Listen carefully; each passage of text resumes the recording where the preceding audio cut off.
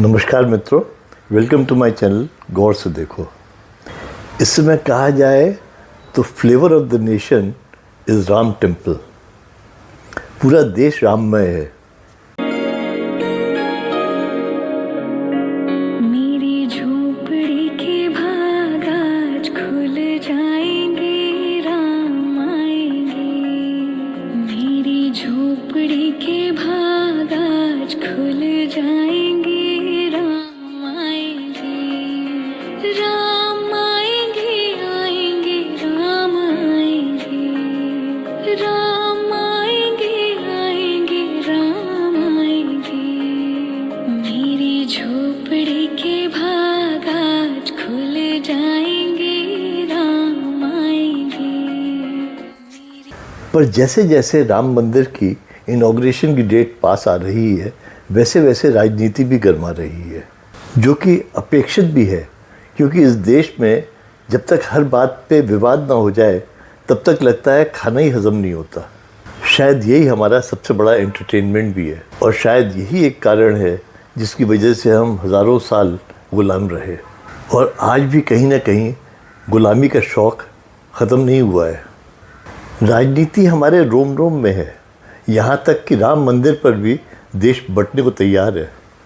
राजनीतिक पार्टियां अगर मंदिर के इनॉग्रेशन का बहिष्कार करें तो समझ में आता है।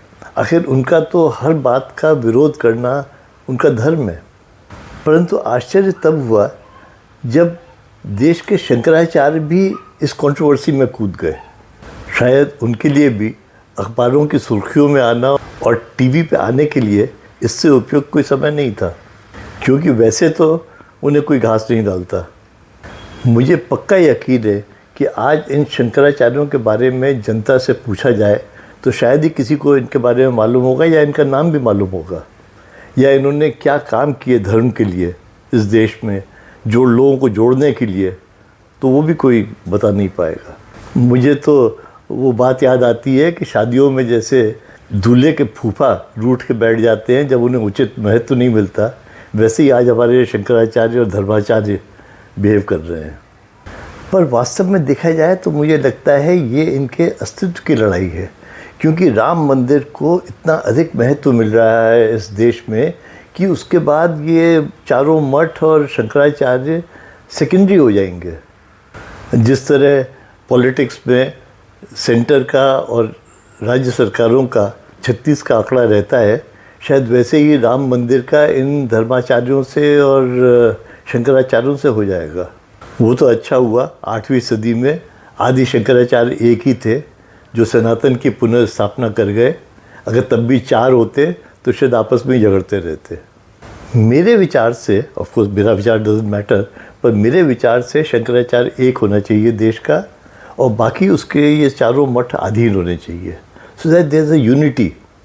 शायद इसीलिए हमारे देश में प्राचीन काल से राजा का धर्म ही प्रजा का धर्म होता था, और वही धर्म का प्रमुख होता था। इन धर्माचार्यों के ईगो को देख के अब लगता है कि हम क्यों गुलाम रहे और क्यों हमारा सनातन इतना कमज़ोर रहा। मैं आशा करूँगा कि ये नया राम मंदिर जो बन रहा है, इससे एक पुनः जागृति आए, और देश में जो सबसे बड़ी समस्या है जातियों की, ये इस मंदिर के थ्रू ख़त्म हो। तब मैं सही में मानूंगा कि राम मंदिर की स्थापना से इस देश को फ़ायदा हुआ।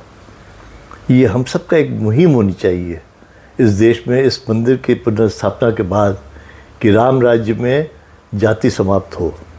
आपकी क्या राय है, अवश्य बताएं। सुनने के लिए बहुत बहुत धन्यवाद। Please like, share and comment, share it with your friends, and do let me know your opinion. Goodbye.